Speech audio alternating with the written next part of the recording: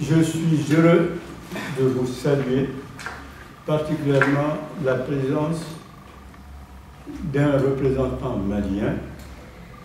Vous savez que le Mali vient de sortir d'une situation terrible. Il nous a fait l'honneur d'envoyer quelqu'un qui représente un très grand parti politique, le Parlement. Et si vous connaissez Dramé, il a été un très bon ministre des Affaires étrangères. Il soutient Soumaïla Cissé sans être pour autant contre Ibeka. Je demande d'abord qu'on applaudisse le Mali.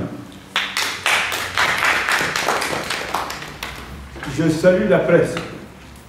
Guinée 58, bien sûr, parce que la presse, c'est un pouvoir qui peut permettre à un pays d'aller de l'avant, comme il peut aussi casser l'essor de confiance. La presse, c'est quelque chose avec lequel il faut compter. Nous ferons la paix en Guinée avec les médias guinéens, surtout quand ces médias, que ce soit le média de mon ami Pierre Bénou ou que ce soit les médias de mon ami Abdoulaye Diallo, ce sont des médias qui appellent, ce sont des médias de la pédagogie, qui expliquent, qui créent la confiance. Ces médias, je les salue. Et naturellement, je salue des jeunes qui sont venus, d'abord la République démocratique du Congo, en la personne de Nathalie, que vous connaissez très bien, qui est une très grande elle fait de la bonne communication. Il faut applaudir la République démocratique du Congo, qui a fait ce déplacement. Je salue tous ces jeunes Guinéens qui sont venus, parce qu'ils disent que notre pays, jusque-là, a échappé à une situation du type Rwanda, du type Sierra Leone ou du type Côte d'Ivoire. Et ce qui est bien, je rends hommage à toutes nos ethnies. Nos ethnies, jusque-là, n'ont pas suivi les extrémistes. Si nos ethnies avaient suivi quelques extrémistes, peut-être que déjà, il y aurait eu une guerre civile. Nous remercions Dieu, puisque nous sommes croyants, d'éviter à la Guinée toute guerre civile. Et pour ne plus jamais que ce qui s'est passé à Zérékoré se répète, nous demandons ce que j'appelle un dialogue doublé de solutions. Il ne s'agit pas seulement de dialoguer, il s'agit de proposer des choses bien. Les choses bien, c'est quoi? Si un Guinéen insulte une ethnie, il faut le mettre à l'amende. Si j'insulte un peuple, on doit me mettre à l'amende, parce qu'il est peuple. Si j'insulte un soussou, parce qu'il est soussou, on doit me mettre à l'amende. Si j'insulte un guerrier parce qu'il est guerrier, on doit me mettre à l'amende. C'est comme ça. Il ne s'agit pas de parler pour parler. Il s'agit de parler et il faut que ce qu'on dit soit accompagné d'actes.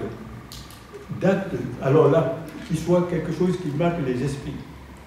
Il faut, et nous demandons ça respectueusement au président Alpha Condé, de mettre dans la Constitution que tout injure ethnique sera définitivement mis à l'amende, sera condamné. On dit, vous allez payer par exemple 200 000 francs guinéens, parce que vous avez insulté tel ou tel, parce qu'il est peu, parce qu'il est souffou, parce qu'il est maladie, parce qu'il est gardé. 200 000 francs guinéens. Si la personne ne paye pas, parce qu'il a fait ce qu'on appelle une injure ethnique, on le met en prison. Si on fait ça à 2, 3, 4 personnes, et je salue naturellement M. Gassama, il faut l'applaudir. Donc, mes chers amis, il faut qu'il y ait une amende contre ceux qui insultent, contre les extrémistes. Hier, c'est ce qu'on avait dit à Charles Taylor. On lui a dit, nous ne sommes que des journalistes. Il ne faut pas tirer sur votre peuple. Il ne faut pas dresser les ennemis les unes contre les autres. Charles Taylor ne nous a pas écoutés. Aujourd'hui, il a fini dans les filets de la CPI. Les Guinéens doivent comprendre ça aussi. Si on ne se met pas ensemble, un petit pays comme la Guinée, pour travailler ensemble, un gouvernement où toutes les ethnies seront représentées. Et ça, je l'ai déjà dit à Conakry. Il faut un gouvernement où toutes les ethnies se reconnaissent, selon, bien sûr, leurs compétences. Et nous demandons au président Alpha Condé de faire ça aussi. Il faut que toutes les ethnies soient reconnues dans notre gouvernement. Ça, il n'y a pas de doute là-dessus et il n'y a pas d'autre solution. C'est ça d'abord. Ensuite, il faut que le président, et nous lui demandons respectueusement, parce que nous, on a appris à être respectueux avec nos dirigeants, avec tout le monde, même avec ceux qui ne partagent pas notre point de vue. Il faudrait qu'il entreprenne une grande tournée. Il va à Labé, il va à Kankan, il va à Zérekore, il va bien sûr, pourquoi pas à Kindia, pour dire, moi je suis le président pour réconcilier les Guinéens. Je viens demander pardon pour les erreurs qui ont été commises par Ahmed Sékou Touré, par Lansana Conté ou par Dadis. Oui, Alpha peut le faire. Je suis là pour réconcilier. Je suis là pour consolider l'unité nationale. Le président peut le faire. J'espère qu'il va nous écouter, puisque j'espère que ce film va passer à la télé. Il faut ça, une tournée du président de la République, demandant pardon des erreurs passées pour consolider l'unité nationale. Ça, c'est possible. C'est ça la démocratie. C'est ce que nous allons demander au président. Et en plus, nous allons demander au président d'avoir des projets de société, de grands projets de société qui rassurent, qui motivent, qui donnent du boulot à la jeunesse. Je suis sûr que le président nous écoutera parce qu'au bout de 3 ans, même s'il y a eu des hauts et des bas, il faut aller de l'avant.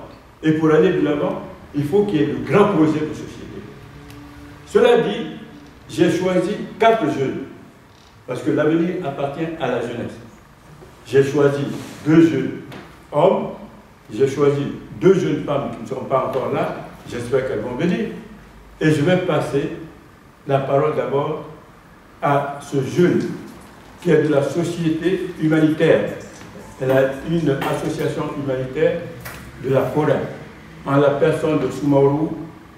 Bien sûr que vous connaissez Suleiman, on l'applaudit. Le talentueux jeune Suleiman, vous avez la parole. Merci frère Lassinen. En te remerciant d'avoir déjà eu l'idée d'organiser ce débat qui mérite d'avoir eu lieu, parce que l'événement qui s'est passé à Zérekore, à Koulé et à Bela, cet événement est vraiment regrettable. Mais avant tout, je présente mes condoléances à toute la famille et je souhaite un bon établissement aux blessés. Ce qui s'est passé à Zérekore, je pense que ça a été quelque chose qui est vraiment inacceptable. Inacceptable dans le sens où un gouvernement, un pouvoir, un État, on peut laisser la population s'entretuer pendant 3 jours, c'est quand même un peu regrettable, il faut qu'on le dise, même si ça ne fait pas plaisir au gouvernement.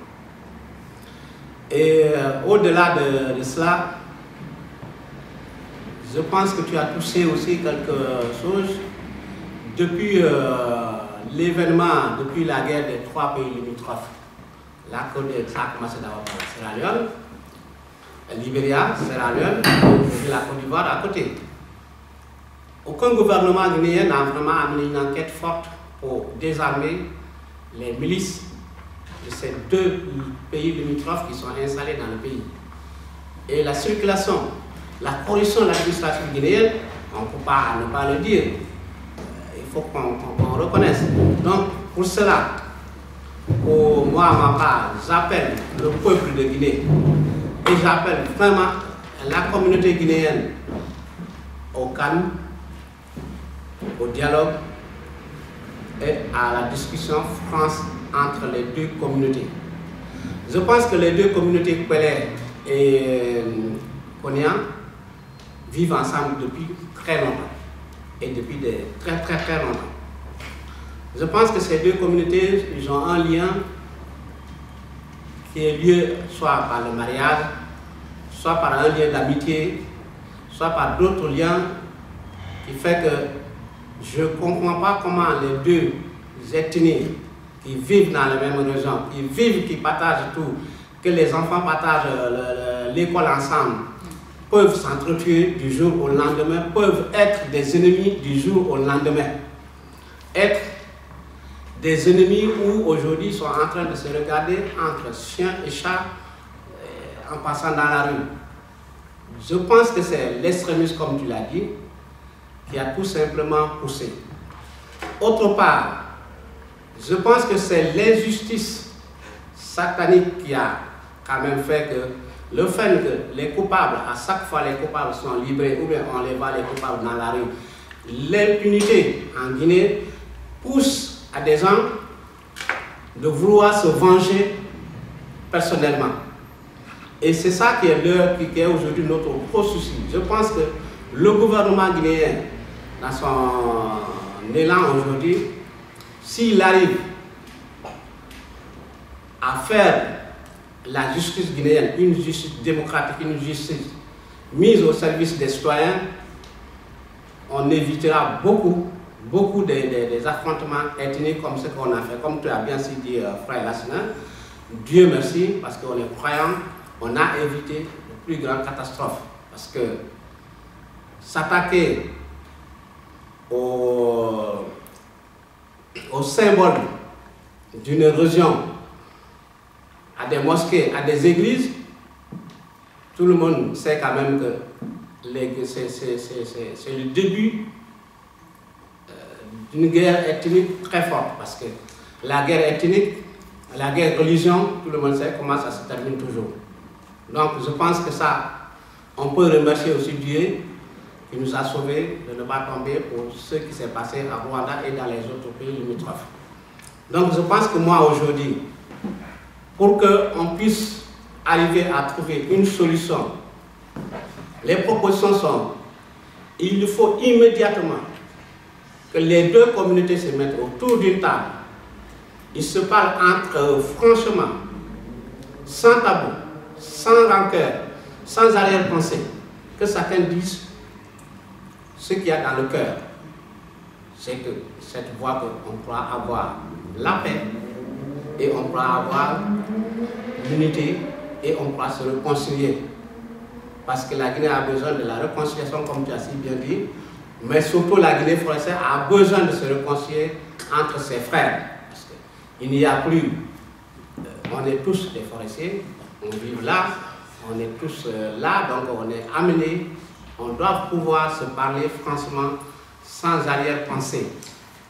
Je pense que nous, les enfants, fils qui vivent de l'extérieur, on doit créer une plateforme, ça peut s'appeler n'importe comment, mais comment on appelle, un retrouvaille où dans ce débat-là, on pourra parler du développement, de la paix et de tout. Ce n'est comme ça qu'on pourra pouvoir réconcilier la Guinée forestière et toutes les Guinéens.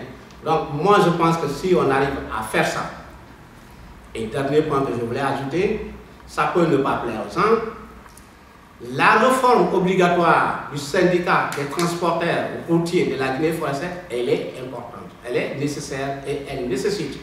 Parce qu'un syndicat qui est détenu par un ethnie, ça a toujours eu des discriminations ethniques. Et quand il y a la discrimination ethnique quelque part, c'est des sources de conflits permanents. Il faut dans une république, comme tu as bien dit, que tout le monde se retrouve dans toutes les institutions représentatives, que ce soit dans le gouvernement, que ce soit dans les syndicats, que ce soit d'autres structures. Il faut que toutes les ethnies se retrouvent à l'intérieur. Si il y a des structures qui sont retenues par un ethnie et que les autres se voient un peu écartés de côté, ça crée des tensions permanentes. Donc je pense que partant de là, nous pouvons aujourd'hui dire que, je pense que c'est un débat, d'autres idées viendront pour qu'ensemble, qu'on puisse sortir notre région dans ces tueries macabres qui se produisent de jour en jour. Ce n'est pas seulement celui-là, il y en a eu d'autres de Galabay, il y en a eu de Zahro, et il y en a eu d'autres. Ça fait à peu près, depuis 1991, 8 ou 11 événements meurtriers qui se passent en Guinée forestière. Pourquoi cette région? Spécialement, pourquoi? Donc la question elle est posée. Donc je pense qu'un débat national et régional entre toutes les communautés de la Guinée forestière nécessite vraiment aujourd'hui, on en a besoin et il faut que le gouvernement mette en œuvre pour avoir ce débat-là. Merci. Alors, je peux vous certifier que ce débat, nous allons le faire à Labé, nous allons le faire à Cancan, nous le ferons à Zérekouré, nous le ferons à Sidéry, ce débat, avec des gens calmes, responsables. Si le président veut nous aider, la diaspora va prendre les plus responsables, des gens qui ont le patriotisme dans le sang. La diaspora s'inspire de la démocratie occidentale. Et la diaspora doit imposer la démocratie de paix et de progrès en Guinée. J'espère que le président va nous aider, nous, venant de la diaspora. Nous travaillons pour la paix. Nous qui travaillons pour la consolidation de l'unité nationale, ce débat, nous le ferons à l'intérieur du pays. Et surtout, à quelques jours des législatives, ce débat devient indispensable. Il faut apaiser. En même temps, je salue le président de la République parce qu'après Bokeh, il a dit ça va être Zérekouré. Ça, c'est une bonne initiative. Bokeh, c'était la fête nationale qui a été un grand succès, qui a permis, évidemment, de s'occuper de l'eau, de l'électricité, des routes. Eh bien, c'est ce qui va se passer à Zérekouré en octobre prochain. Ce sera la fête nationale à Zérekouré. Ce sera la fête de la réconciliation, mais ce sera aussi la fête de la justice. Et il a bien fait de le dire, s'il y a un syndicat qui n'est que la propriété d'une ethnie, il va falloir y mettre fin. Le syndicat à Zérekouré doit être un syndicat national, où tout le monde doit se reconnaître. Donc, de ce point de vue, nous irons à Zérekouré en disant, si le syndicat appartient à une ethnie, ça c'est terminé. Nous dirons aux communautés Konyanké, aux communautés Gazé, que vous êtes des frères et que vous êtes obligés, d'une façon ou d'une autre, jusqu'à la fin des temps, de vivre ensemble. Donc, cessez ces haines, tendez la main les uns vers les autres, créez la confiance. Donc, le débat que nous allons tenir à Labé, à Pita, à Cancan, à Zérekouré, à Sidéry, ce sera un débat apaisé, avec des projets et surtout avec des solutions. Donc, ce débat commence aujourd'hui et ne s'arrêtera pas aujourd'hui. C'est un débat qui va aller très loin.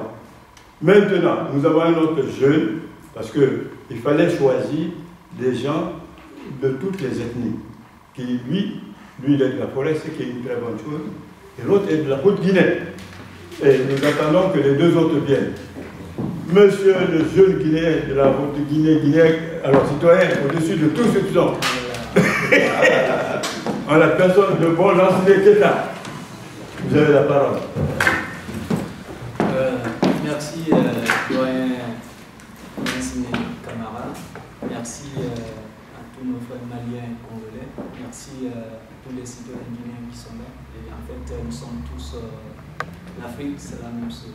Ce qui est propre à la Guinée est propre au Congo, au Burundi. Et, ce qui est propre à la Guinée est propre au Burundais, est propre aux Sénégalais, aux Libériens, parce que ce sont les mêmes communautés, les mêmes peuples. Nous avons les mêmes traditions. Et je peux dire aussi que la réflexion, souvent, c'est de la même manière. Si vous nous permettez, on aurait dû commencer par une seconde à la mémoire de toutes les victimes depuis longtemps. Si vous voulez, voilà.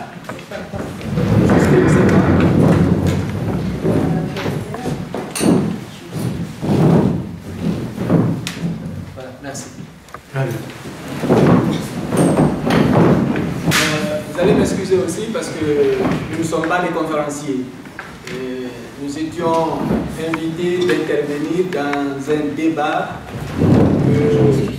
Un élément de chaque région, c'est dans le souci pour faire la paix. Sinon, intervenir en tant qu'un élément de la Haute-Guinée de la forêt, c'est encore divisé davantage. Parce que moi, je suis simplement républicain. Mon nom de famille, je préfère souvent laisser. Je me dis bon enseigner tout court. Parce que le problème guinéen, souvent dès que vous dites votre prénom et votre nom de famille, quoi que vous disiez, vous êtes jugé à partir de là. Parce qu'il est Malinké, il est Peul ou il est Soussou. Bon, ce que je voudrais dire, que l'histoire politique de la Guinée est très lourde. Et comme depuis la mort du premier président jusqu'à aujourd'hui, il n'y a pas eu une vraie transition, les Guinéens n'ont pas eu l'occasion de débattre sur leur histoire politique. Donc il y a tellement d'amalgames, il y a aussi beaucoup de mensonges. On n'a jamais dit la vérité. Et on continue jusqu'à, après la mort du président Sékou Touré, c'est Conté qui prend le pouvoir. L'armée prend le pouvoir, c'était une armée républicaine, il faut le dire. Quand ils prenaient le pouvoir, ils étaient tous, ils appartenaient à la même famille du corps militaire. Et après, les événements se sont succédés jusqu'à ce que nous sommes tombés dans l'esprit ethnique, dans les faits ethniques. Quand on prend le 5 juin 1985, il y a eu un véritable massacre que tous les Guinéens ont assisté et l'élite de la République n'a pas intervenu. On a dit, bon, c'était des partisans de Sékou Touré, alors les gens ont été tués, exécutés sans jugement personnel. Donc, on a continué. En 90, moi j'étais à Cancan, il y avait un nouveau lycée qui a été créé, le proviseur a créé une presse. J'étais celui qui présentait les informations chaque matin au MA avant la montée des drapeaux. Donc, il y a eu cette affaire de Zélékouré à la veille des premières élections communales, le 10 mars 1990 ou 91.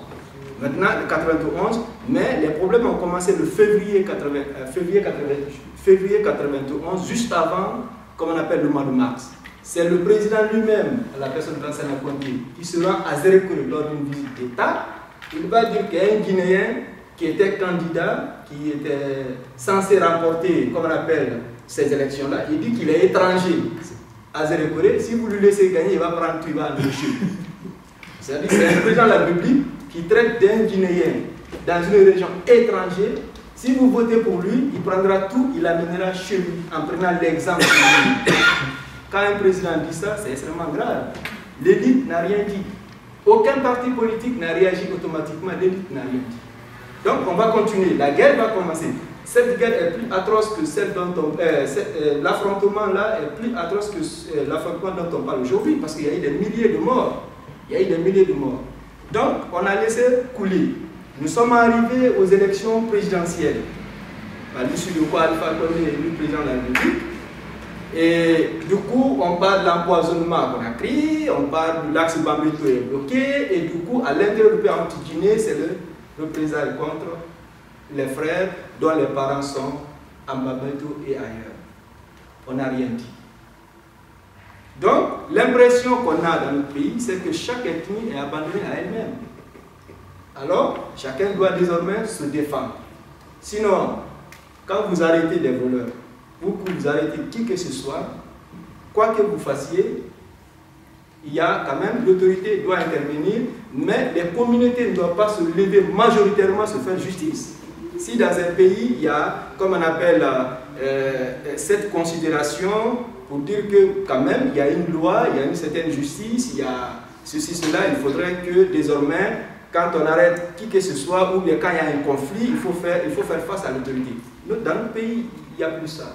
Dès qu'il y a un problème quelque part, chacun essaye de faire justice lui-même. Mais, le cas de la forêt, il y a des cas, il y a des situations particulières dont on n'en parle jamais. Ils le savent.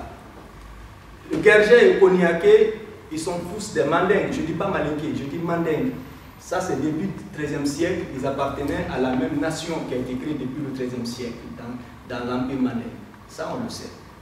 Actuellement, ils sont ensemble, ça fait des années et des années. Il y a tellement de brassages, c'est des amis, ils se sont mariés. C'est la même famille en quelque sorte. Mais comme dans notre pays, il y a tellement de clans, il y a tellement de clans mafieux, sous couvert l'ethnie et dans les différents partis, des éléments qui essaient toujours d'obtenir, comme on appelle, d'atteindre un objectif en passant soit par l'ethnie, en passant par la manipulation politique et par la manipulation ethnique, qui n'ont jamais été condamnés et qui sont toujours en action. Et qu'on voit les mêmes ethnies, les mêmes familles s'affronter sous des raisons, sincèrement, qui nécessitaient simplement d'appeler un policier ou de déposer ou de poser la question à une gendarmerie nationale, là on se pose la question où on en est. On en est où? Parce qu'aujourd'hui, le Guinéen a placé tout dans tous les problèmes guinéens sont placés dans un angle purement politique. Et à ce niveau-là, il n'y a pas de pluralité démocratique, c'est la pluralité ethnique chez nous. On est dans un parti, sincèrement, les plus grands partis en Guinée, ce sont les partis ethniques, purement et simplement. Et toute la communication se passe là. Et tout le monde fait la politique. Et mais de façon très négative. Tout le monde fait la politique de façon très négative. Ce qui est vraiment déplorable. Et en forêt aussi, il faut retenir que le peuplement de la forêt, quand vous prenez les villes de la forêt aujourd'hui, c'est que dans les centres-villes, les kissis, les guergers, de façon, excusez-moi du terme, ils ont voulu simplement, chaque fois que les autres arrivent, et ils vont à la périphérie de la ville, pour être libres, pour faire des occupations, ce qui n'est pas une mauvaise chose en choix. Mais finalement, quand vous rentrez dans la ville de Zérékoré, est-ce que dans le centre-ville de Zérékoré, quand on fait des affaires, quand on fait le commerce et tout, c'est pas le guercher qu'on parle. On a l'impression que la ville appartient à quelqu'un d'autre. Quand vous arrivez à Guéguédou, la même chose à un certain moment. Quand vous arrivez à Kissidougou, c'est pareil. Donc on se pose des questions. Est-ce que cela ne crée pas, ces faits-là ne créent-ils pas une certaine frustration quelque part? Ces questions se posent. C'est pourquoi, souvent, quand il y a une petite tension, parce qu'il y a des raisons non avouées. Il y a des raisons non avouées, parce que si j'insulte mon cher ami aujourd'hui, il peut dire bon assis m'a insulté. Il ne doit pas dire c'est un malinqué qui m'a insulté. Et ça se passe comme ça. Vous avez un problème avec un monsieur qui est sourd, on dit ah le peuple. C'est vraiment arrogant, c'est péjoratif. Non seulement ça rabaisse l'ethnie, parce qu'on le résume. On résume l'ethnie, on la résume au comportement d'un individu, ce qui est péjoratif. C'est arrogant le fait d'insulter, comme on appelle une ethnie à cause, comme on appelle d'un individu. Donc il y a tous ces problèmes qui se passent aujourd'hui dans notre pays. C'est pourquoi moi, personnellement, j'ai toujours demandé qu'il y ait un véritable débat. Un véritable débat au cours duquel on aura étalé l'histoire de la Guinée depuis l'indépendance jusqu'à aujourd'hui pour permettre à la génération nouvelle de ne pas tomber dans le piège. Parce que c'est un piège qui nous est tendu par les aînés, qui n'ont jamais dit la vérité, et beaucoup ont menti pour atteindre des objectifs différents. Maintenant, comme mon prédécesseur a dit, Solo, par rapport, je ne vais pas redire ce qu'il a dit, parce que Ofoï-Boigny disait que la paix, ce n'est pas un mot, c'est un comportement. J'espère que chacun de nous aura un élément de comportement, enfin un élément positif dans son comportement pour aller vers la paix. Et ce que tu disais aussi, que la dignité d'un homme se trouve dans l'harmonie, c'est-à-dire que l'harmonie entre ce qu'il dit et ce qu'il fait. Mais s'il ne fait pas ce qu'il dit, on le juge à partir de ce qu'il fait. J'espère que ce que nous dirons ici ou ailleurs, nous serons en conformité avec ce qu'on dit et ce qu'on fait. Ce qui est rare chez nous, parce qu'on ne fait jamais ce qu'on dit. Quand on se voit, on se dit grand frère, petit frère, et après, on fait autre chose. C'est ça notre pays. Et en venant à cette invitation, excusez-moi d'être un peu long, dans le train, j'ai vu quelque chose qui m'a beaucoup impressionné. Un couple muet-sous blanc. Les trois enfants, ils ont trois enfants qui parlent comme nous parlons, mais les deux ne parlent pas. Mais ils se communiquent avec ces signes. Maintenant, les enfants, il y a eu un problème, je les regardais, j'ai même arrêté de lire, c'est que le couple, la femme fait signe à son mari avec ces signes-là, il s'adresse aux trois enfants, les trois enfants communiquent avec leurs parents avec les mêmes signes. Mais par fini, c'est que les enfants qui ont la capacité de parler s'adressent entre eux en faisant le même signe. C'est comme si j'étais toujours sourd et muet. Et le problème guinéen, exactement, c'est comme ça. Les dirigeants ne communiquent pas. Ils obtiennent les pouvoirs en orchestrant des sentiments ethniques, voter à ceci, cela. Or, nous, les citoyens libres, nous risquons encore d'être violents. Nous faisons la même violence que les bandits dont on parle. Nous faisons la même violence que les politiciens dont on parle. Donc, s'il n'y a pas un véritable dialogue entre nous, s'il n'y a pas la vérité, on ne s'en sortira pas. Je vais appeler mon cher ami que je connais très longtemps. S'il est candidat demain pour un poste politique, je ne vote pas pour lui malgré notre amitié. Parce que je ne regarde pas sa compétence, je regarde son ethnie. Alors que l'ethnie n'est pas compétente. Nous sommes tous pris au piège. Vous allez élire un incompétent qui va former son clan comme la révolution bolchevique. On a fait la révolution, mais c'est une minorité qui a théorisé encore cette majorité qui a fait la révolution. Ça se passe comme ça partout dans nos pays. Vous votez pour quelqu'un, finalement, il s'installe avec un clan, et c'est ce clan-là qui fait, comme on appelle, la pluie et le beau temps. Donc là, on doit, comme on appelle, réfléchir à cela. Nous devons aussi réfléchir à ceux qui vraiment font cette campagne ethnique qui envoie les gens s'entretuer. Nous devons aussi réfléchir à cela. Et j'ai regardé aussi une vidéo j'ai vu Tariq Ramadan qui faisait l'analyse de l'autobiographie de Malcolm X. Alors il parle du comportement, ce qui a été Malcolm X, il parle aussi, il va faire une liaison directe avec le comportement de jeunes de banlieue aujourd'hui. Alors il dit ceci, qu'il ne faut jamais baser sa foi sur sa propre frustration.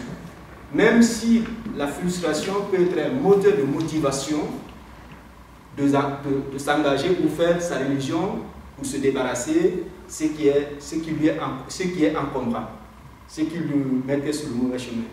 Je l'interprète autrement. Si, en Guinée, nous basons nos convictions politiques, même sociales, même économiques, sur notre frustration, sur tout ce dont nous avons été victimes, même si ces éléments nous permettent, comme un moteur dans notre engagement politique, nous risquons de ne pas suivre le bon chemin. Nous risquons de ne pas agir en tant que républicains. Il faudrait que la valeur de la République doit se mettre au-dessus de toute autre valeur. Parce qu'aujourd'hui, on ne peut pas dire, en tant que Mandeng par exemple, que c'est mon histoire de Sougata et autres qui détermine ma valeur dans la société guinéenne. C'est faux. Je ne peux pas dire que je suis de Boubacar Biro, ou je suis d'Alpha Yaya, ou de Zegela Touba, ou de Kisikaba, ou de Massa de Massantan, que c'est ce qui détermine ma valeur dans la société guinéenne. C'est faux. Je ne peux pas dire que je suis descendant d'une famille des anciens, comme on appelle, des anciens chefs de canton. C'est faux. La République ne fait pas de choix. Qu'on soit Kouyaté, qu'on soit Keïta, qu'on soit Zoubelamou, non. Le Guinéen, le meilleur des Guinéens, c'est celui qui aura vraiment fait un bon investissement, où la personne qui s'investira normalement pour le développement de la Guinée. Ça, c'est le bon Guinéen. On n'est pas bon par rapport à nous qui sommes. La République ne tient pas compte de cela. Nous avons une constitution, c'est le plus important. C'est l'identité juridique de notre pays. Et nulle part, l'ethnie et la religion n'ont fait, comme on appelle, l'objet d'un article mieux que les autres articles dans notre constitution. Donc moi, je préfère que nous devons sincèrement, ces calculs ethniques, même si nous en faisons tous, parce qu'il ne s'agit pas de parler comme si on est prophète par rapport aux autres. Non, nous en faisons tous. Mais chacun doit essayer de mettre un peu d'eau dans son vin pour que, sincèrement, nous puissions laisser un terrain non miné à la nouvelle génération, parce que nous, déjà, nous n'avons pas échappé. Mais la génération nouvelle, il faut faire en sorte qu'ils s'en sortent mieux. Donc, pour ne pas monopoliser la parole, s'il y a des questions par rapport à mon intervention, j'essaierai de donner des réponses possibles. Et je le dis encore, je m'en excuse que je ne suis pas conférencier. Nous étions venus d'intervenir dans un débat qui nous tient à cœur, la paix dans notre pays. Nous avons un très beau pays, c'est le plus beau pays de l'Afrique de l'Ouest. Je m'excuse auprès de mes frères maliens et autres. Je me dis dans quel sens? Partout, la Guinée fait frontière à un pays. La ressource qui est entre nous et ce pays-là, nous avons la majorité. Monimba, nous avons la plus grande partie par rapport à la Côte d'Ivoire. Lors de Bouré, Ségiri et Séké, nous avons la meilleure partie par rapport au Mali qui est exploité depuis le 11e siècle. Mais quand tu vois le Guinéen propre comme un coq blanc, vous rentrez chez lui, c'est vraiment difficile à regarder. Ce n'est pas par rapport à sa maison ou à son lit. c'est l'état du pays. Nous sommes le pays le plus désorganisé du monde. Il n'y a pas d'organisation politique, institutionnelle, sociale, économique en Guinée. Jusqu'à aujourd'hui, ça ne va pas. Où se trouve la responsabilité? Chacun de nous a sa responsabilité parce que personne n'a conseillé à son mauvais frère dans un gouvernement de démissionner. Et aujourd'hui, nous soutenons encore les mêmes personnes pour qu'ils soient là. Donc, voilà. Donc, je vous en remercie tout en disant que les coordinations régionales, leur rôle, c'est de sensibiliser et non de proposer des ministres au président de la République. Merci. Alors, je suis totalement d'accord parce que le Ghana et la Guinée vivaient ensemble au moment où il fallait libérer nos pays respectifs de la domination coloniale. Au Ghana, il y a des ethnies. Nkrumah a commis des crimes effroyables à l'époque. C'est même ce qui a fait qu'on l'a renversé. Il y a eu beaucoup de crimes du temps de Nkrumah. Mais entre-temps, quand Nkrumah est parti, les Ghanéens se sont dit qu'il a été ce qu'il a été, nous allons bâtir un État fort avec des institutions fortes, mais surtout avec des hommes et des femmes de valeur. Aujourd'hui, Guinée, Ghana, Mali, c'est Obama qui vient rendre visite au Ghana par la qualité de la démocratie. Ce qui veut dire que ce qui est possible au Ghana, par le dialogue que nous allons ouvrir à l'Abbé, à Kankan, à Sigiri, ce qui est possible au Ghana, nous allons demander au président Alpha Condé que cela devienne possible en Guinée. Vous avez vu, Macky Sall a été élu. Je suis un ami à Wad. Wad croyait qu'il allait faire un troisième mandat. Wad est un ami. J'ai dit non. Le Sénégal est un pays démocratique avec des institutions fortes. Si vous ne vous conformez pas aux institutions, vous serez battu. Mais Wad ne me croyait pas. Ce sont les institutions fortes qui ont permis au Sénégal de ne pas tomber dans l'esprit ethnique et d'élire un homme. Et ce homme, s'il ne fait pas l'affaire, les mêmes institutions fortes vont l'enlever. Donc, ce qui a été possible au Sénégal et qui a été possible au Ghana, nous allons, avec le professeur président Alpha Condé, demander que cela devienne possible en Guinée. Il n'y a pas à avoir peur. Nous n'agressons personne, nous proposons. Et nous grandissons parce que nous proposons. Les Samori Touré, les Alpha Yahya Diallo, à un moment donné, se sont battus, oui ou non. Personne ne peut le nier. Le Samori Touré, avec le grand conquérant, je dirais le grand combattant, Alpha Yahya Diallo, ensemble, se sont battus contre la domination. Ils ont fait ce qu'ils avaient à faire. Et ça, on ne peut pas le nier, on ne peut pas l'effacer. Et nous sommes fiers de ce qu'ils ont fait. Avec ce que est venu. Il faut reconnaître que dès les premières heures de l'indépendance, la France-Afrique lui a déclaré la guerre.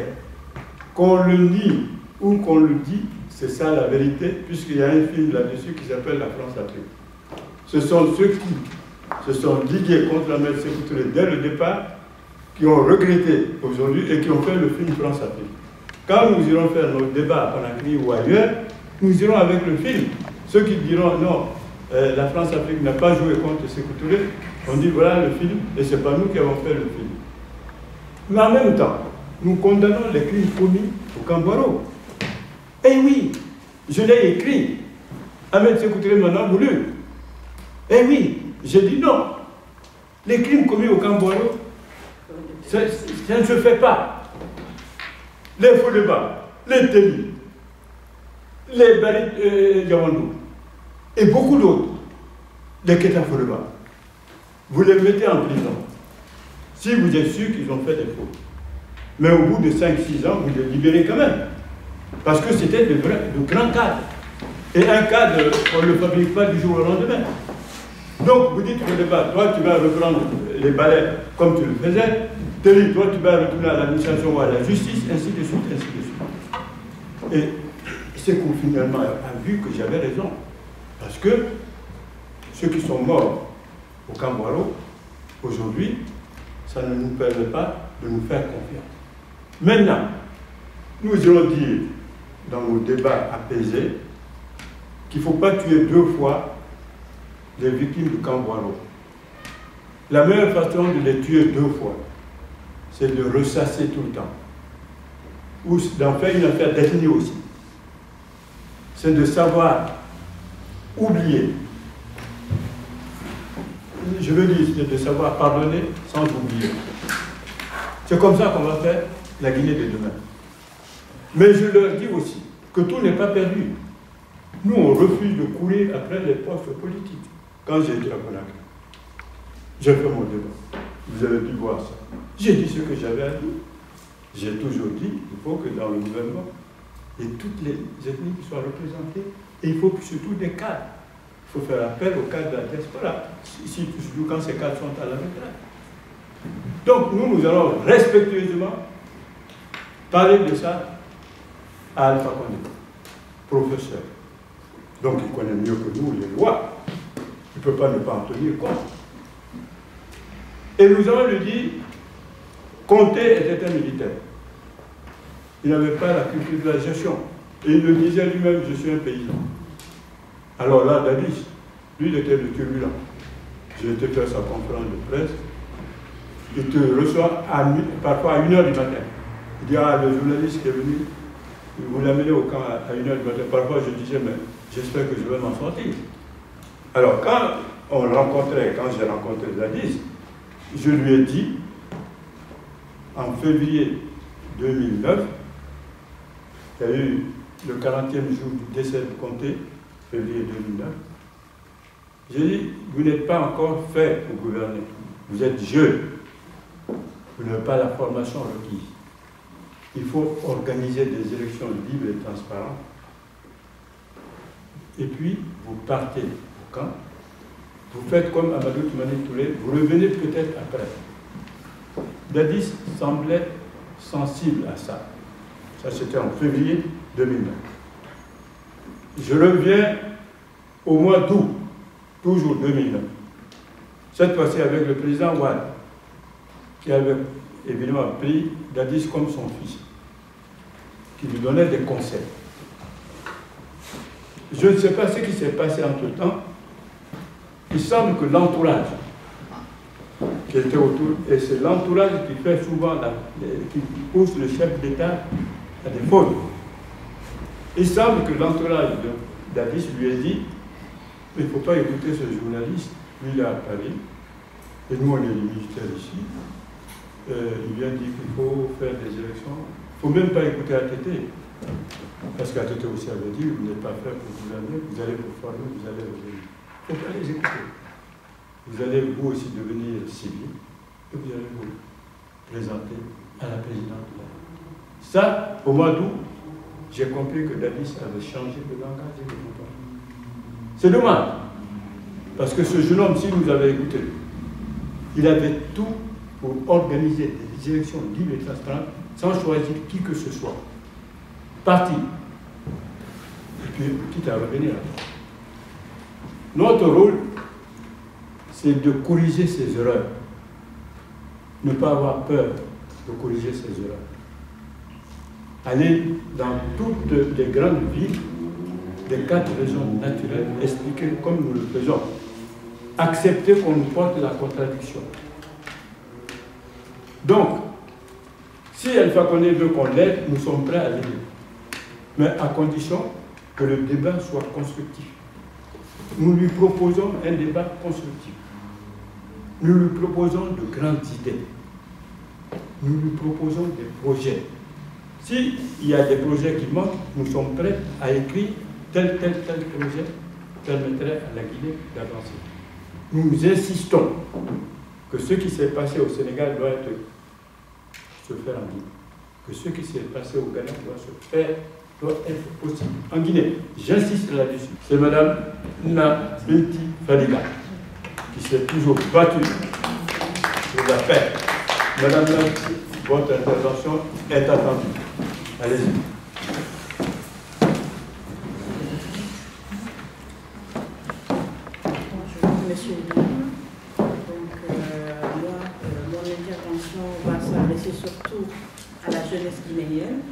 et aux femmes.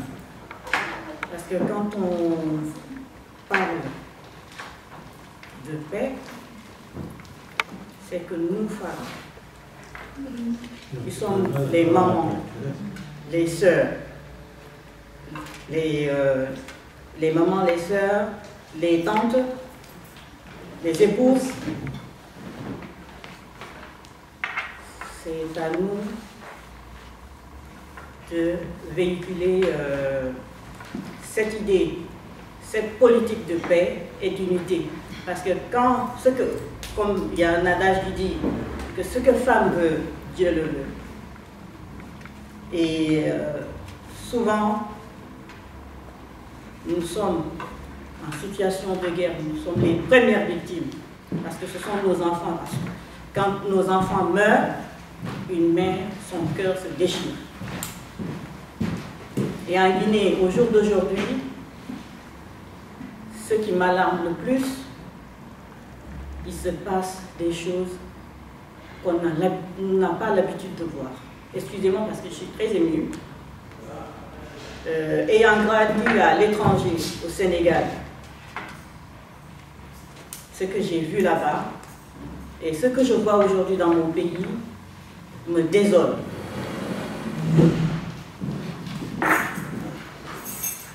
Quand je vois ces enfants, ces femmes, des innocents qui sont tués par des armes, ça fait très mal. Mais le plus souvent, ces enfants, qui les laissent sortir? Les parents. Parce que si moi je dis à mon fils ou à ma fille, non, tu ne vas pas, l'enfant est obligé de rester. Mais souvent, dès qu'on nous donne, nous les femmes surtout, dans les quartiers, on nous donne ce qu'on appelle les sorbis, un petit peu le prix de la sauce, de la popote, bœuf, on sort danser. On suit le politicien sans savoir ce que ce monsieur ou cette femme représente réellement. Et c'est dommage pour la Guinée. Moi, j'ai été habituée, quand je venais en Guinée dans les années 79, on nous disait qu'il n'y avait pas de problème ethnique. Ça, je ne l'ai pas connu. Quand je venais en Guinée, j'étais fière de ma Guinée. Lorsqu'on venait, on descendait à l'aéroport, malgré que il y avait la vétusté à l'aéroport, mais il y avait quand même une certaine fraternité qui existait en Guinée. Lorsqu'on descendait en tant qu'enfant et en grandi au Sénégal, on arrivait dans le quartier, moi exactement, j'habite à Mafanko, on nous disait, va dire bonjour à tel grand-père. Il n'y avait pas, c'était pas ni Soussou, ni Malinké, ni Poula, ni Guerzé. Mais c'était, va dire bonjour à tel tonton. Mais au jour d'aujourd'hui, tu descends, la Soussou, chacun est dans son coin. Je ne me retrouve pas du tout en Guinée. Les jeunes, nous les jeunes, il ne faut pas que nous nous trompions de combat.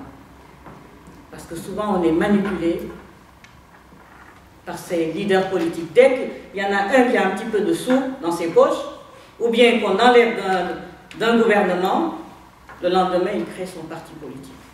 Moi je pense qu'en politique, c'est pas comme ça. Le problème de leadership, c'est pas comme ça.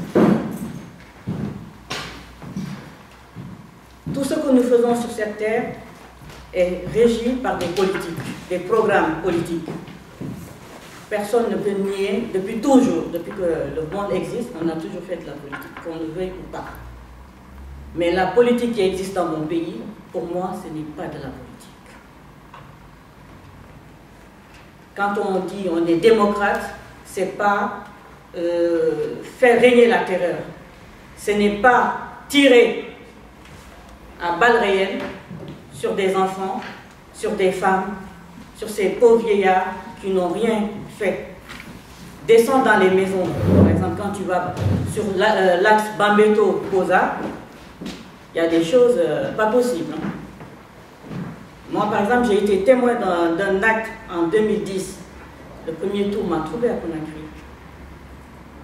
Quand on disait, oui, sortez, il y a tel leader qui sort aujourd'hui, ce jour-là, j'ai été touchée, déchirée dans mon fort intérieur. Un enfant de 12 ans qui monte dans un taxi où j'étais, et il n'avait pas assez d'argent. Il demande au taximètre, est-ce que tu peux me déposer à tel endroit? Le gars lui dit non. J'ai dit à l'enfant, monte, parce que c'est mon instinct maternel qui m'a guidée. Et cet enfant, arrivé à destination, j'ai payé son transport. Et dans le taxi, je lui ai posé la question. J'ai dit, tu as mangé? Il m'a dit non. J'ai dit, tu es sorti pourquoi? Il dit, oui, je suis venu soutenir tel candidat. J'ai dit, tes parents sont au courant? Oui. Donc je me dis souvent, nous disons que oui, ceci, cela, mais les parents sont des fois complices. C'est eux qui poussent ces pauvres à aller dans les charniers. Parce que ça, c'est un fait réel que j'ai vécu à Conakry. Donc, je pense que c'est à nous, les jeunes, les fers de lance de ce pays, de nous lever comme un seul tronc d'arbre, dire non à ces leaders, leur dire la politique, c'est pas comme ça. La politique, c'est le Sanakuya. On peut se dire tout, mais après, on se retrouve comme des frères et des sœurs. Mais la Guinée aujourd'hui, tu es Soussou, tu dois être avec un Soussou. Tu es Peul, tu dois être avec un Peul. Tu es Guerzé, tu dois être avec un Guerzé. C'est pas normal. Donc nous, les femmes, nous devrions dire à nos maris, nos frères, nos enfants, non. Non à cette façon de diriger les choses. Les jeunes, ne nous trompons pas de combat. Et ce que je vais dire aux professeurs, quand on est président, il faut savoir accepter et avoir le dos large. Certes, le président n'est pas en chiffon, un chef n'est pas en chiffon, mais quand on est là en tant que dirigeant, il faut avoir un esprit de pardon, de tolérance. Et c'est ce qui nous manque en Guinée aujourd'hui. On n'est pas tolérant. On n'est pas du tout tolérant. Aujourd'hui, tu n'es pas de mon ethnie, tu me fais mal, il faut que je te fasse mal. Non. Aujourd'hui, en Guinée, les mosquées sont régies sur le code ethnique. On a vu des cas à Kisoso. Tout le monde l'a vu sur Internet. Tel imam n'est pas de mon ethnie, donc je ne dois pas prier derrière. Depuis quand? Il faut que nous osions dire la vérité. Parce que quand même, le professeur, il ne va pas tous nous tuer en osant lui dire la vérité. Monsieur, écoutez les gens. Oui au dialogue, mais pas non à la violence. Nous devrions tous nous dire non à la violence, oui au dialogue. Et si nous tous, chacun véhicule cette idée de tolérance et d'unité, je pense que tôt ou tard, nous arriverons à notre but recherché, qui est l'unité et la paix sociale en Guinée. Donc, s'il y a des gens qui ont des questions à me poser plus tard, parce que je ne veux pas être trop long, j'en ai tellement à dire que, mais vu le temps, je vais m'arrêter là pour le moment. Donc, avant de commencer, d'abord, je vais présenter l'association. Comme on parle de paix, de femmes et de l'unité nationale, l'association Femmes Unies pour le développement de la Guinée et l'Afrique œuvre pour la paix et pour le développement dans les pays africains et arabes. La femme guinéenne, d'abord, elle est miroir de paix et de progrès. La femme guinéenne, elle est passionnée d'histoire, littérature, femme moderne, luttant contre l'injustice. J'ai cru utile de lancer l'association FUDGA pour mieux faire entendre les femmes. En effet, Femmes Unies pour le développement de la Guinée et l'Afrique est un mouvement qui exige plus de paix, de solidarité et une réelle volonté de construire des États de démocratie grâce à l'aimable concours de chaque femme guinéenne et africaine. Quand on parle de l'éducation étant à la base de tel combat, FUDGA entend contribuer à l'enracinement des connaissances scientifiques, mathématiques, technologiques dans chaque village guinéen et africain. Je dis bien guinéenne, pourquoi? Parce que la journée est dédiée sur la Guinée. Par la qualité de l'enseignement, primaire ou universitaire, tout en favorisant le dialogue et les rapports entre élèves et enseignants, parents et enfants. Donc, cet débat du 17 août 2013 à la mairie du 20e, je salue monsieur le maire Gassama qui nous a abrités ici et je salue toutes les personnes présentes. FUDGA, Femmes Unies pour le développement de la Guinée, vient présenter ses très sincères condoléances aux familles de la région de Zérékoré qui ont perdu des membres lors du douloureux événement survenu tout dernièrement dans la préfecture de Zérékoré et Béla. Nos efforts en tant que mère, épouse, sœur, fille visent au resserrement des liens de fraternité, d'entente cordiale entre tous les Guinéens, sans distinction ethnique ou religieuse, afin de consolider l'unité nationale et la cohésion sociale.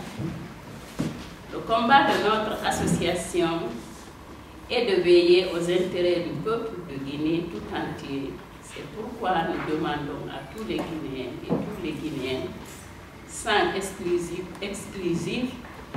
de rester unis autour des idéaux de paix et des unités nationales sous le gaz certain d'un développement harmonieux de notre pays qui n'a que trop souffert et qui se trouve parmi les pays les plus pauvres, malgré l'énorme richesse de son sol et de son sous-sol.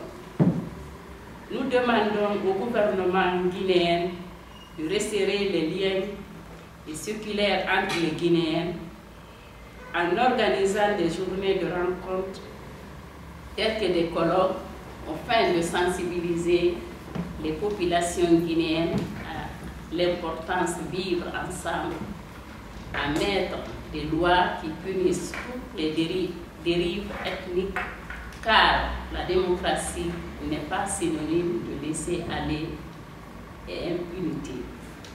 Faisons en sorte que tel événement ne se reproduise plus dans notre chère Guinée qui a besoin de la paix sociale pour devenir un pays émergent.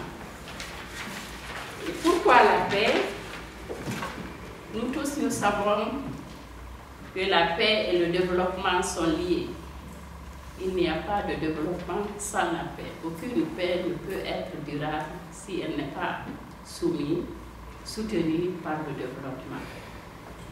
Les premières causes étant la pauvreté, les guerres, le sida. Face à cette situation, les femmes et les enfants sont les plus particulièrement menacés. Les conséquences d'un conflit dans notre pays, les femmes et les enfants restent les plus touchés par la pauvreté, les guerres, le manque de liberté, le manque de santé, les maladies, les viols et le manque d'éducation des enfants mais la liste des conséquences reste assez longue. Vous savez, l'Afrique est suffisamment ravagée par des conflits de toutes sortes. Nous devons éviter des conflits au niveau régional qu'a connu l'Afrique centrale depuis plus de 10 ans, ainsi que nos pays voisins. Le tissu social est complètement désagréé. Nous sommes en face d'une société complémentaire, traumatisée, divisée par la haine suite au génocide et aux guerres prolongées grâce à cette haine raciale. Nous risquons une guerre civile à l'image du Libéria et la Sierra Leone si nous n'avons pas la volonté de nous retrouver et de nous réconcilier. Si nous essuyons cela à notre dialogue, la conséquence resteront déplorables pour notre peuple. Les organisations non gouvernementales et toutes les associations des femmes doivent renforcer pour former les femmes aussi bien que la diaspora qu'en Guinée pour réussir un échange entre les différents groupes. Il est important qu'elles puissent partager leur expérience pour pouvoir s'aider mutuellement à comprendre pourquoi doit-on éviter les conflits dans notre pays. Nous, les femmes, nous restons les ambassadrices de la paix en Afrique et en Guinée. Nous devons, nous, les femmes de la diaspora, construire une force positive, longtemps ignorée. Nous devons jouer un rôle fondamental et significatif dans la consolidation de la paix en Guinée. Le fait de comprendre la gravité de cette haine ethnique constitue un élément important de la compréhension de l'ensemble de la situation. Nous devons participer au règlement des conflits et à élaborer des décisions en mettant en place des femmes décisionnaires liées aux négociations de la paix, à la réconciliation nationale. Favoriser la participation des associations des femmes à titre intervenantes et protagonistes au règlement des conflits, au lieu de les considérer comme des vulnérables, pour créer des débouchés pour les femmes dans le contexte de la réconciliation après les conflits. Pour sortir de cette phase, il faut mobiliser toutes les forces vives de la société, c'est-à-dire les forces vives. Nous, étant à Paris, on vit ici. Il y a la télévision, il y a les sites internet qui nous montrent tout. Ce que nous avons fait aussi aujourd'hui, ça fait contribuer au développement du pays. Ça fait les Guinéens, ils vont comprendre que nous sommes intéressés par notre chère Guinée, parce qu'on est là, parce que pour le moment notre destin est là. Mais je ne pense pas parmi nous, il y a un ici qui reste 2-3 ans sans aller une fois par an. On a besoin de la Guinée. Là, je salue tout récemment les élections présidentielles au Mali. On avait cru que dès le premier tour, Ibeka allait être élu président. Quand son opposant a dit deuxième tour, cela s'est passé dans les meilleures conditions. Il n'y a pas eu de problème. Alors, comme vient de dire, c'est Madame Abinti, c'est vrai, parfois, les politiques créent la division. Moi, j'ai toujours dit, la démocratie ne devrait pas, la politique ne devrait pas nous séparer, mais aujourd'hui, on est complètement séparés. Moi, quand je vais en Guinée, je suis de l'Asie. Je vois comment ça se passe là-bas. Eh bien, autant de la Sana Conté, comme ma famille votait pour Conté, c'était des problèmes. Or, ça ne devrait pas faire de problème. Mais ce que je retiens, j'avais entendu dire, c'est pas moi qu'on m'a dit, on m'a répété, que Mitterrand disait toujours que son âme se repose en paix, qu'il disait toujours que la démocratie est trop jeune pour l'Afrique. Moi, je pense que cela est vrai. Mais nous qui vivons à l'extérieur, c'est à nous de sensibiliser, expliquer. Moi, j'insiste beaucoup. si pour qu'il y ait des formations, vivre ensemble, c'est très important. Même ici, on le fait. Pour la première fois, on te donne ton titre de séjour. Il y a des journées de formation. Vivre ensemble pour l'intégration. Donc chez nous aussi, ce n'est pas parce qu'on est né là-bas, grandi là-bas. Il faut qu'on le fasse. Même à l'école, on peut expliquer aux enfants. Même à l'école. Regardez, on se marie. Quelle famille qui n'a pas de différents noms de famille? Il n'y en a pas. Mais c'est ce pouvoir-là qui veut nous diviser. C'est regrettable. Moi, je regrette cela. Donc, je souhaiterais que chacun de nous apporte une petite contribution pour que la Guinée s'en sorte de ce merde. Parce que personne n'est tranquille. Même les politiciens qui sont là-bas, ils ne sont pas bien. Parce que eux tous, ils n'arrivent pas à avoir ce qu'ils veulent. Ils n'ont pas ce qu'ils veulent. Personne n'a obtenu ce qu'ils ont voulu. Depuis combien de temps on n'arrive pas à faire des élections législatives? Pourquoi? Donc tout le monde est bloqué. Et quand tout le monde est bloqué, nous on a grandi dans la misère et la souffrance. Si nos enfants aussi continuent dans ça, et qu'on arrive à mourir, laisser ça, pour moi c'est regrettable.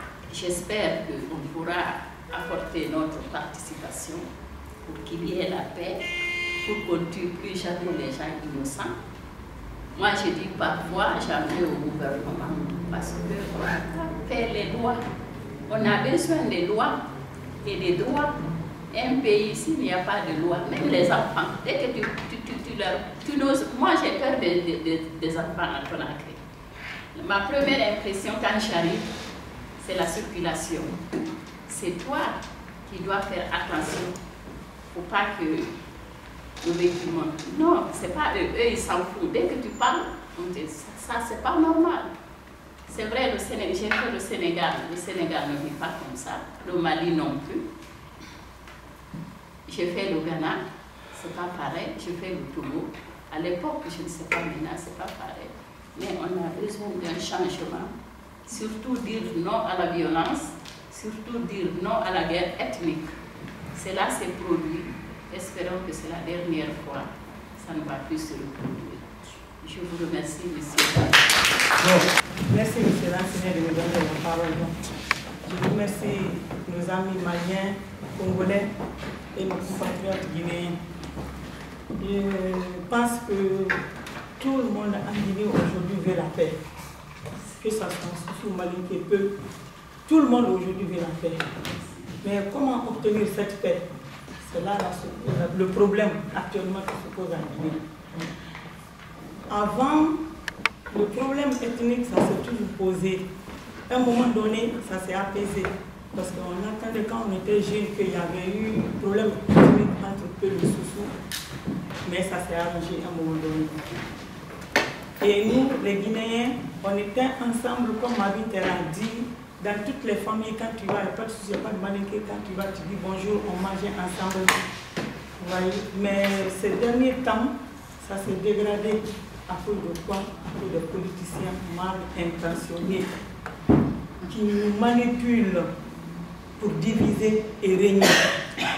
C'est que problème politique en Guinée. Parce que pour gagner, il faut qu'ils mélangent les ethnies. Ils vont chez les sous-sous, ils donnent un sac de riz et puis un peu d'argent et inciter les enfants à descendre pour manifester, jeter le pays des enfants. Ils ne savent même pas pourquoi ils jettent, pourquoi ils manifestent. Donc, pour régner, il faut qu'ils fassent ça. Quand tout va bien, ils ne peuvent pas gagner, mais c'est quand ça ne va pas qu'ils arrivent à rentrer dans les oreilles des gens pour diviser tout le monde. Moi, je voudrais remercier les artistes qui répandent à travers la Guinée, l'Afrique et le monde entier la paix par leurs chansons. Comme aujourd'hui, j'ai entendu le règlement à la télé qui répandait ça, la paix. Franchement, sans la paix, on ne peut rien faire. On ne peut pas développer notre pays. On veut cette paix-là.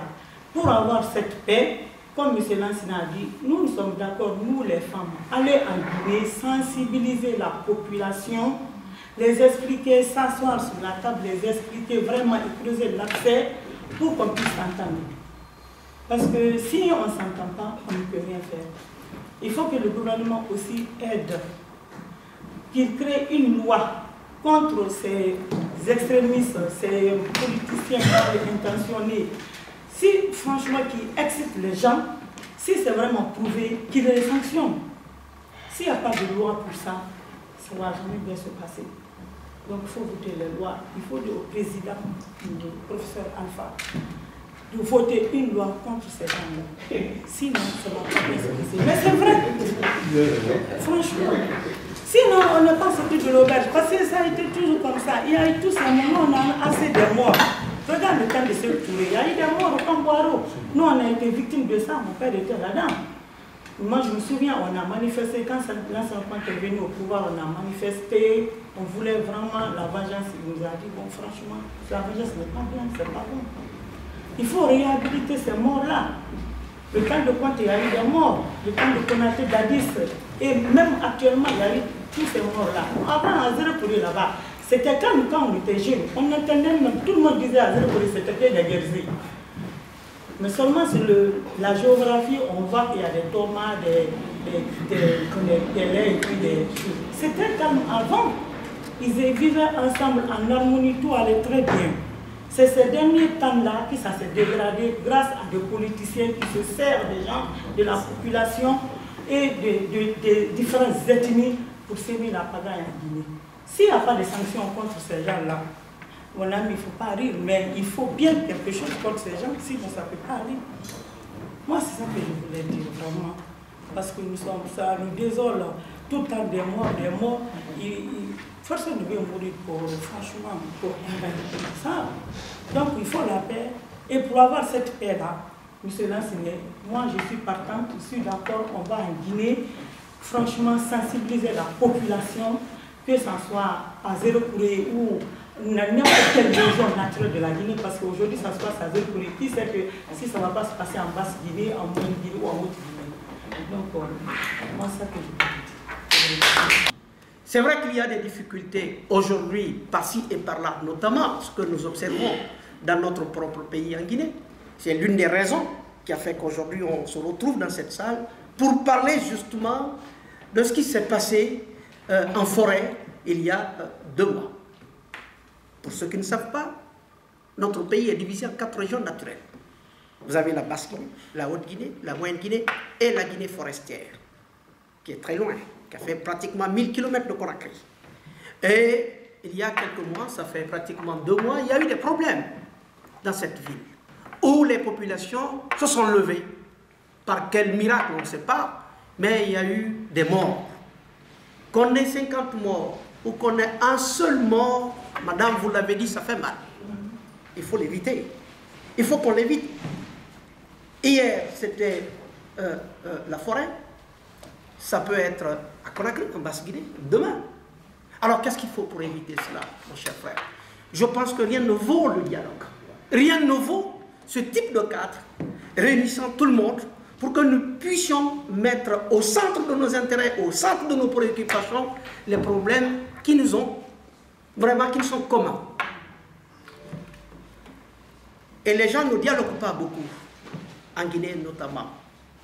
Nos femmes, nos mamans, nos sœurs l'ont rappelé. Aujourd'hui, certains politiciens essaient de jouer sur la fibre ethnique. Maintenant, pour terminer, ce qui s'est passé en Zéropouré, tout simplement parce qu'il y a manque de dialogue. Les gens ne dialoguent pas dans notre pays.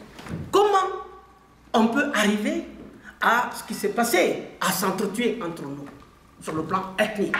L'autre ne s'entend pas avec moi. Ah ben tiens, je suis avec, les dames l'ont rappelé tout à l'heure, je pense qu'il faut créer ce type de rencontre, que ce soit dans les villages, dans les régions, dans les CRD, et dans les préfectures, dans les sous-préfectures, parce que ça existe beaucoup dans notre pays, que tout ne soit pas du tout mis et ancré sur la tête du seul gouvernement. Qu'on prenne nos responsabilités entre nos mains, que nos parents qui sont là-bas, dans ces régions-là, prennent leurs responsabilités entre leurs mains, en disant, voilà, Tate Malenke, Tate Peul, Tate Soussou, et nous sommes tous ensemble. Et croyez-moi, dans certaines villes, dans certaines régions, en Guinée là-bas, les ethnies cohabitent ensemble depuis plusieurs décennies. Jamais il y a eu des problèmes. Jamais. Quand vous allez chez moi, par exemple, à Koba, je vous le jure, vous allez voir les Marocains, les forestiers, vous allez voir tout le monde là-bas. Et ces gens-là, ils vivent en étroite collaboration avec et en harmonie totale les uns avec les autres. Donc je pense qu'il faut faire en sorte que le dialogue soit au centre de nos préoccupations, que le dialogue soit au centre de nos intérêts, et que le pays puisse s'en sortir enfin, et que nous puissions, par rapport aux élections législatives qui sont prévues dans les prochaines semaines, que notre pays puisse enfin sortir de cette transition qui n'a que trop duré. Et en sortant de cette transition, je pense que, en tout cas, si nous sortons de cette transition de manière honorable, qu'il n'y ait pas du tout de problème, n'est-ce pas, comme ce que le Mali vient de réaliser, je pense que ça serait quand même une fierté pour nous autres, pour les Guinéens, et même pour ceux qui nous observent et qui sont chargés de nous accompagner sur le plan international aujourd'hui, puisque nous savons très bien que la communauté internationale qui existe, qui est présente dans notre pays, dans nos pays en général, puisse dire félicitations la Guinée.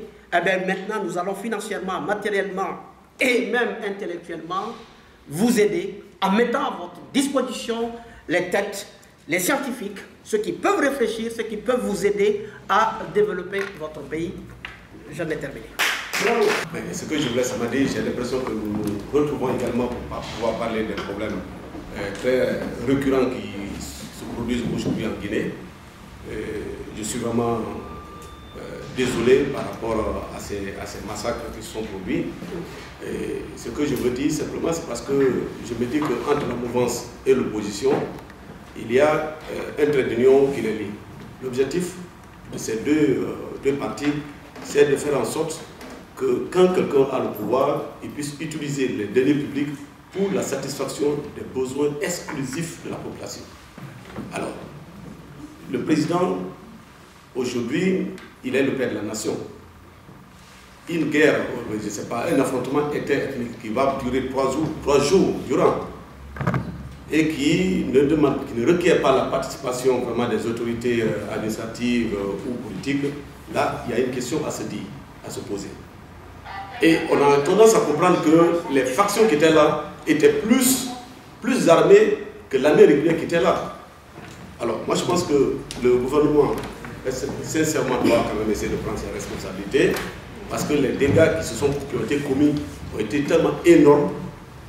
Quand on parle, on a souvent les larmes aux yeux pour pouvoir quand même en parler. Franchement, c'est inexplicable. En moins de 3 ans, parce que le problème en Guinée, c'est quoi? Les Guinéens n'aiment pas la vérité.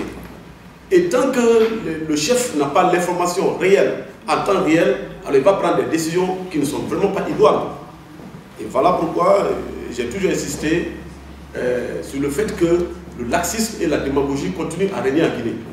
Alors moi, franchement, c'est inexplicable. Alors, en moins de 3 ans, comment on peut assister à des événements de Sahara, qui est un district de Dioké qui habite aujourd'hui la plus grande société, l'une des plus grandes sociétés de la Guinée, la Sokipa. Il y a eu des théories à ce niveau.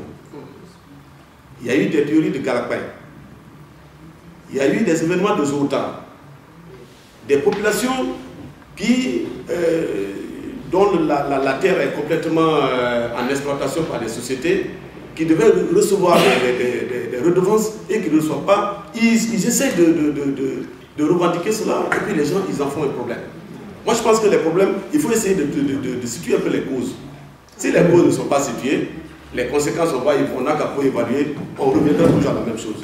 Donc, du côté des partis d'opposition aussi, je crois que si il faut nécessairement lancer un appel à la population, c'est un appel à l'unité nationale, à la paix. Il y a madame qui a parlé ici de cette unité nationale, de la paix. Elle a dit que la paix conditionne le développement. Et pardon, le développement conditionne la paix, mais moi je me dis que c'est la paix qui conditionne le développement. Alors, s'il n'y a pas de paix, aucun investissement n'est possible. Donc, je vous remercie. Mes frères, ce qui se passe chez nous, c'est l'impunité qui pousse les gens à se battre tous les jours. Comment voulez-vous qu'on soigne la plaie sur le pu. Ils laissent les gens se matraquer entre eux, ils viennent, ah, pardon, laissez, nous sommes des croyants, nous sommes... Non! Il est temps qu'on enlève le pu. Un Guinéen est égal à un autre Guinéen. Lorsqu'on est en cause, lorsqu'on a tort, que ce tort soit su de tous et qu'il y ait une punition connue publiquement pour que demain, ceux qui sont derrière sachent que lorsque vous n'obéissez pas aux règles de l'État, il y a une punition. Mais tant que ce n'est pas fait, ce sont des paroles vaines. Parce que ceux qui le font se disent, on ne sera pas puni demain. Et vous venez, vous dites aux autres, bon, taisez-vous, laissez tomber. Ils disent, bon, à cause de Dieu, mais ça ronge, ça reste. Bannissons l'intérêt personnel, essayons de voir des choses qui peuvent apporter dans le bon sens pour toute la population guinéenne, pour que nous puissions quand même nous en sortir. Nous n'allons pas continuer de vivre de cette manière, avec la haine et tout. Moi, je fais appel à nos mères, à nos grands-mères, à nos tantes, surtout qui sensibilisent la jeunesse. Que les enfants qui ne se laissent pas instrumentaliser par nos politiciens. Parce que tout vient de là-bas. Toutes ces tueries-là, quand même, qu'on voit, c'est lamentable. Il faut essayer de bannir ça, il faut s'asseoir, comment dire, occasionner une table ronde pour que les gens discutent, pour qu'on essaye d'y remédier, parce qu'il y a une souffrance intérieure que les gens n'arrivent pas à exprimer. Quand on parle de réconciliation nationale, il faut qu'on s'assoie, qu'on dialogue, qu'on discute, que chacun dise ce qu'elle pense, sa pensée intérieure, que ce soit une pensée positive ou négative, mais que chacun dise ce qu'il pense, et après on se pardonne, et puis c'est tout. Mais tant qu'il n'y aura pas de dialogue, un dialogue social, ça va être un peu compliqué. Merci beaucoup. Il y a des rancœurs. Moi, c'est tout ce que j'ai à dire. Alors, merci beaucoup, Doyen Lassina. Tout d'abord, encore une fois, je ne peux que te remercier pour la bonne initiative, parce que tout ce qui parle de paix est une bonne initiative. Tout l'honneur est pour moi d'être parmi vous, mes chers amis guinéens. Je suis guinéen, 100% guinéen.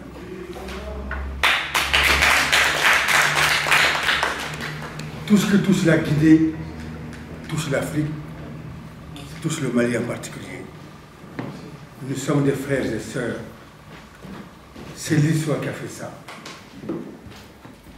Et je ne t'apprends pas que l'homme verse aujourd'hui, la Guinée fait partie de l'Organisation pour la mise en valeur du fleuve Sénégal, que je connais bien en tant que représentant d'une des régions, la première région du Mali, Caille.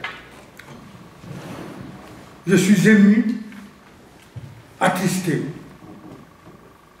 Et je commencerai par dire paix à tous les disparus et disparus. Que tous ceux qui sont morts se reposent en paix. Et prompt rétablissement à tous les blessés. On ne peut pas ne pas avoir de passé pour eux.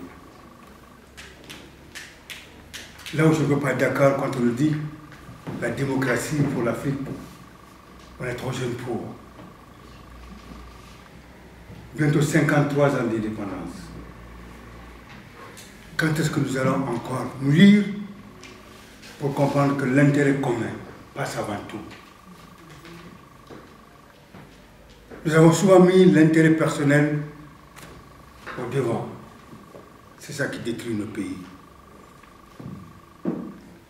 Quand je pense que mon bonheur et le bonheur de mon ami Lassine, je ne peux que penser à partager avec lui.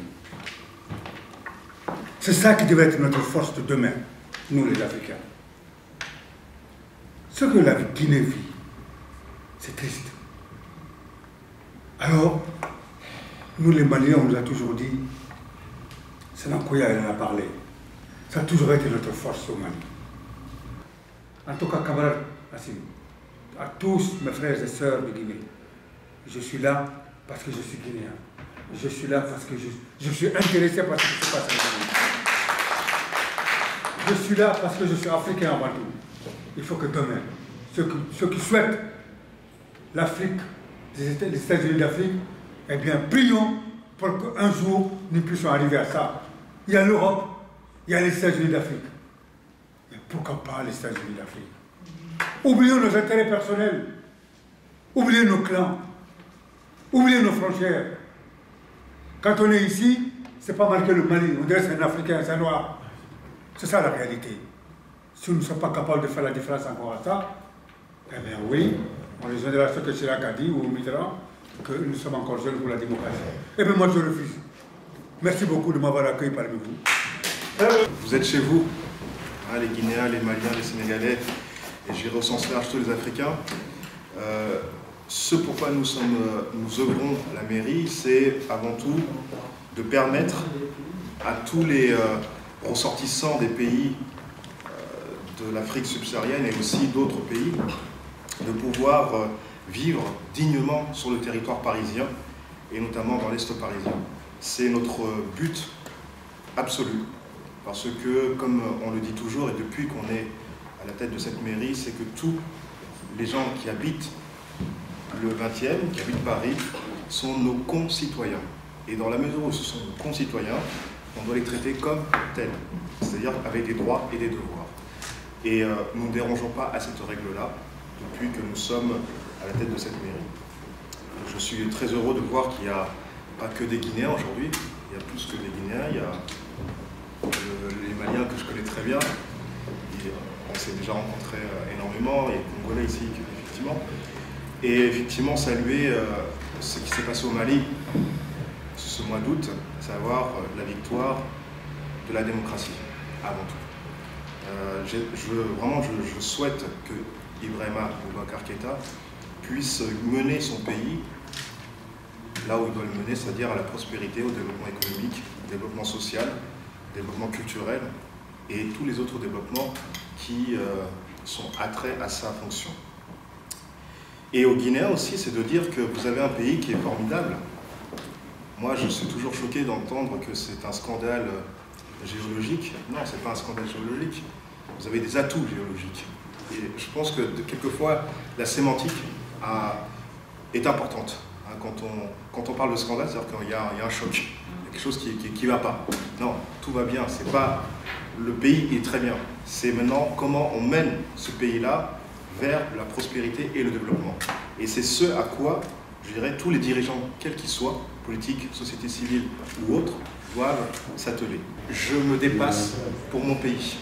Et ça, c'est très important. Donc voilà, dépassez-vous. Dépassez-vous pour ce que vous faites. Dépassez-vous pour votre pays. Dépassez-vous pour l'Afrique. Et finalement, vous serez les premiers bénéficiaires et les autres aussi. Merci beaucoup.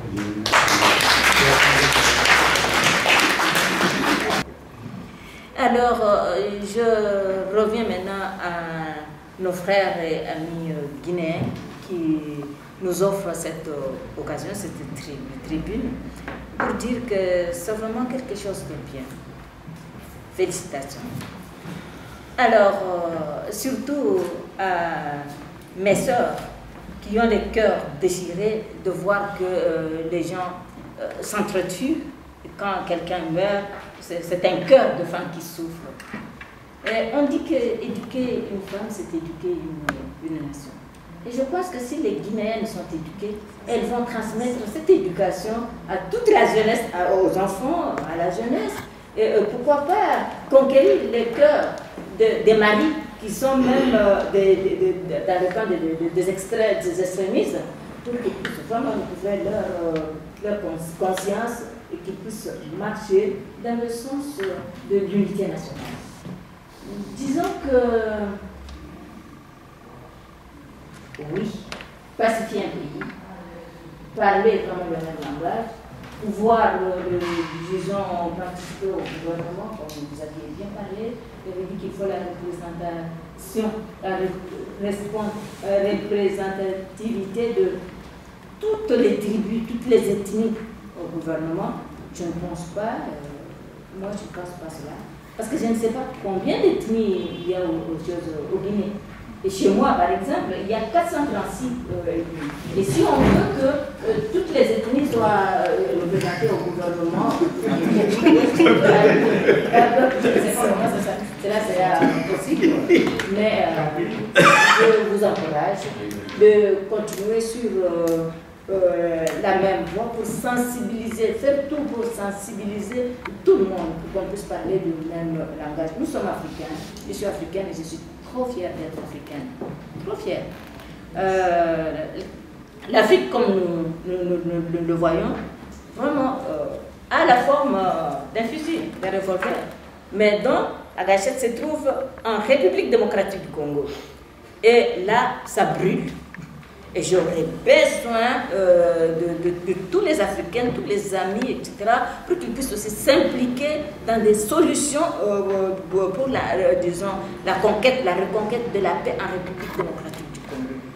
On ne peut pas se mettre ensemble et parler. Et on ne peut même pas se parler là, il n'y a pas de problème d'ethnie. Hein. On ne parle pas d'ethnie, mais les gens se courent derrière la corruption. C'est ce qui parle. Il n'y a pas d'amour, il n'y a pas, disons, de nationalisme, non, des patriotes, il n'y en a pas, mais on court derrière l'argent, derrière, on se fait corrompre, etc. Et le pire est que, ce que je vois, c'est que le pays est occupé par les forces étrangères qui sont en train de travailler là-bas, tandis qu'en Guinée, ce n'est pas le cas. Au Mali, bon, on a évité cela, ce n'est pas le cas. Et vraiment, félicitations pour cela. Mais je vous demande aussi de nous appuyer pour que nous puissions aussi suivre l'exemple du Sénégal, de Mali, etc. Pour qu'il y ait la paix. Très peu de gens qui sont tombés. Un jour, j'ai appelé mon collègue, mon grand frère, je l'appelle, il était dans tous ces états parce qu'il était triste, ça ne va pas, il y a des gens qui s'entretuent là-bas, les gens, il y a des morts, 50, etc. Je lui ai dit, mais calmez-vous, les morts, 50 seulement. Il dit, mais c'est trop, et tout ça. Mais j'ai dit, mais en République démocratique du Congo, il y a des millions de morts. Ce n'est pas 2 millions, 3 millions, mais des morts, en plus de viols, en plus de beaucoup de choses. Mais ça fait mal. Quand quelqu'un meurt, ça fait mal. Donc, en tout cas, je vous encourage à travailler ensemble pour que nous puissions faire ce qu'on appelle les États-Unis d'Afrique,